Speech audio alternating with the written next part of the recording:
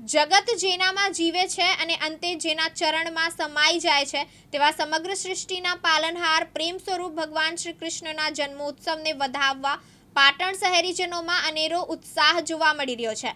ભગવાનના બાલ સ્વરૂપને શણગારવા માટેની સાધન સામગ્રી ખરીદવા શહેરની બજારોમાં મહિલાઓનો ભારે ઉત્સાહ જોવા મળી રહ્યો છે.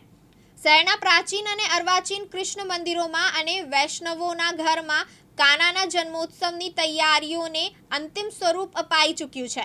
સોમવારની મધ્યરાત્રિએ કાનાના બાળ સ્વરૂપનું પારણું ઝુલાવવાની અધીરાઈ સૌ કોઈના હૈયામાં હોય છે.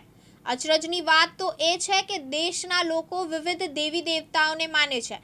દરેકના આરાધ્ય દેવ જુદા જુદા છે, પરંતુ જ્યારે કૃષ્ણની વાત આવે છે ત્યારે સૌના ચહેરા પર નિર્દોષ સ્મિત કરી જાય છે.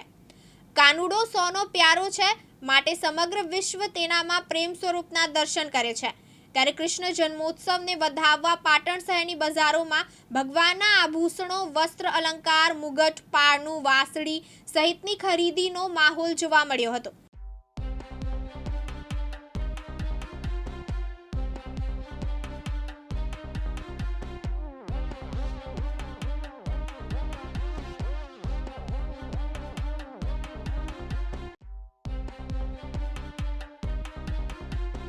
કેમેરામેન હાર્દિક સોલંકી સાથે ઉપેશ પંચાલ, દિવ્યાંગ ન્યૂઝ, પાટણ.